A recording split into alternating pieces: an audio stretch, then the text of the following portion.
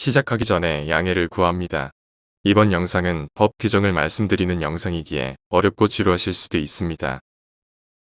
설명에 앞서 빈집 및 소규모 주택 정비에 관한 특례법을 소규모 재개발법이라 지칭하겠습니다. 우리 구역은 소규모 재개발법에 따른 재개발 사업을 시행하기에 보상 또한 소규모 재개발법에 규정된 보상 규정을 따릅니다. 물론 조례나 조합 정관에서 변경될 수는 있지만 법에 규정된 내용보다 조합원이 불리하게 변경될 수는 없습니다.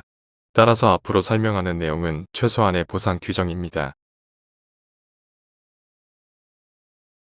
소규모 재개발법 제33조 관리처분계획의 내용 및 수립기준 규정 제1항 제6호 제7호에서 규정하고 있습니다.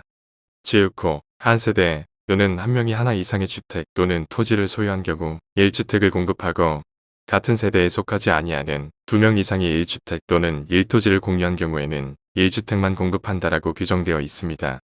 이는 원칙적인 규정입니다. 제7호 제6호에도 불구하고 다음 항목의 경우에는 항목의 방법에 따라 주택을 공급할 수 있다라고 규정하고 있습니다. 제6호와 다르게 주택을 공급하는 예외적인 내용을 규정한 것입니다. 제6호의 원칙 규정부터 살펴보겠습니다. 한 세대 또는 한 명이 하나 이상의 주택 또는 토지를 소유한 경우 1주택을 공급하고 이 부분은 다음과 같은 내용입니다. 그림에서 보시다시피 단독주택은 주택과 함께 그 바닥에 있는 땅 전체를 소유하고 있습니다. 그리하여 하나 이상의 주택 또는 토지를 소유한 경우에 해당합니다. 이때 주택과 토지의 등기부 등본 상소유자가 아빠 한 명일 경우, 소유자가 아빠, 엄마로 두 분이 공유하고 있는 경우, 혹은 소유자가 아빠, 결혼 안 하고 같이 사는 자식들과 공유하는 경우, 소유의 형태가 단독 소유이든 공유이든 관계없이 1주택을 공급한다는 내용입니다. 이 규정에서 가장 문제가 되는 점은 구역 내에 2주택을 소유한 경우입니다. 이 경우에도 1주택만을 공급하고 나머지는 현금 청산됩니다. 같은 세대에 속하지 아니하는 2명 이상의 1주택 또는 1토지를 공유한 경우에는 1주택만 공급한다. 이 내용은 소유자가 아빠, 결혼한 아들 혹은 소유자가 엄마, 결혼한 딸인 경우에도 똑같이 1주택만 공급한다는 내용입니다. 나 파란 지붕 집주인인데 우리 집은 저 빨강 지붕 집보다 넓어서 월세도 나오고 있는데 내가 저 빨강 지붕 집이랑 똑같이 아파트 하나만 받아야 돼? 위와 같은 문제점을 해결하기 위해 제7호에서 예외 규정을 정하고 있습니다. 제7호 과목은 우리 구역에는 적용되는 사례가 없기에 생략하도록 하겠습니다. 다목의 경우가 1+1 입주권을 정한 규정입니다. 제1항 제5호에 따른 가격의 범위 또는 종전주택의 주거전용 면적의 범위에서 2주택을 공급할 수 있고 이 중 1주택은 주거전용 면적을 60제곱미터 이하로 한다. 다만 60제곱미터 이하로 공급받은 1주택은 제40조 제2항에 따른 이전고 시의 다음 날부터 3년이 지나기 전에는 주택을 전매 매매 증여나 그 밖에 권리의 변동을 수반하는 모든 행위를 포함하되 상속의 경우에는 제외한다 하거나 전매를 알선할 수 없다 라고 규정하고 있습니다. 이 규정을 살펴보기 전에 아파트의 소유 형태를 살펴보겠습니다.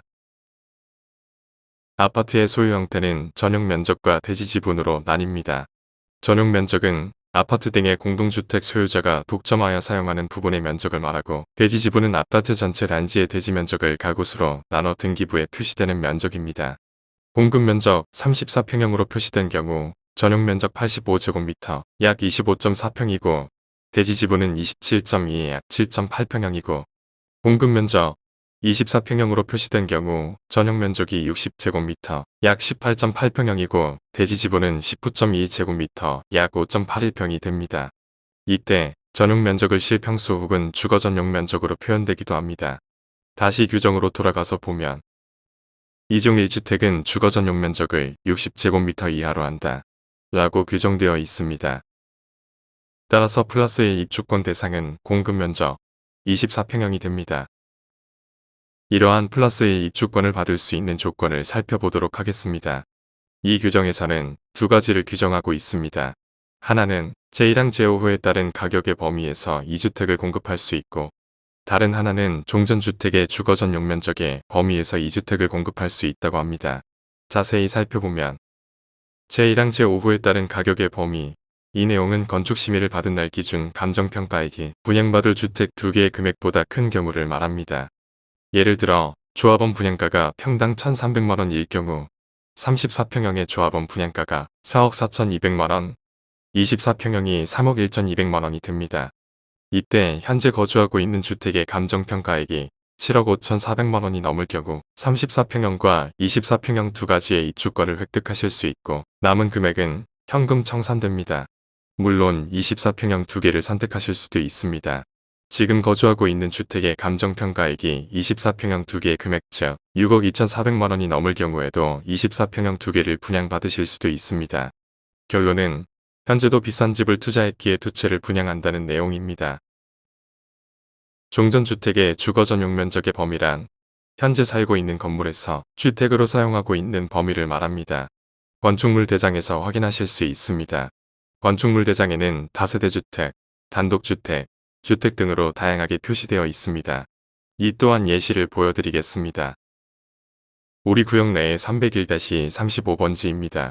3층 집입니다. 이곳의 건축물 대장을 확인해 보겠습니다. 건축물 현황을 보겠습니다. 지1층, 용도주택, 면적 61.68제곱미터, 약 18평가량 됩니다.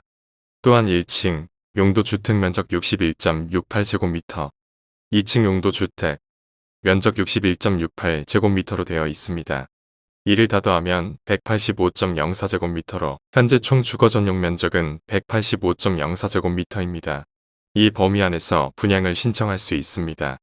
플러스 1 입주권의 주거 전용 면적은 60제곱미터 이하여야 하기 때문에 24평형의 입주권, 하나 나머지 면적 125.04제곱미터 범위 안에서 추가 신청 가능합니다. 따라서 34평형, 42평형 등 하나를 더 신청하실 수 있습니다. 정리해 보겠습니다. 이 주택의 감정평가 금액이 5억이 나왔을 경우 24평형은 무조건 하나 신청해야 합니다. 현재 총 주거 전용 면적이 185.04제곱미터이기에 24평형과 24평형, 24평형과 32평형, 24평형과 42평형 중 한 가지의 조합을 선택하시면 됩니다.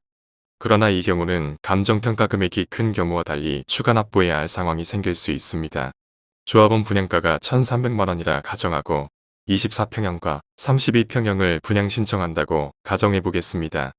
이때 32평형 분양가와 24평형 분양가를 더하고 현재 건물의 감정가를 빼면 추가 납부해야 할 금액이 나옵니다.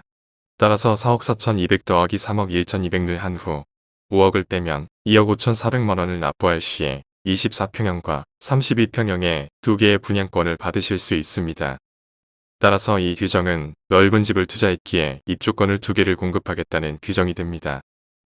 60제곱미터 이하로 공급받은 1주택 즉 24평형은 3년간 소유자 명의 변경이 불가능합니다. 다만 상속으로 인한 명의 변경은 가능합니다.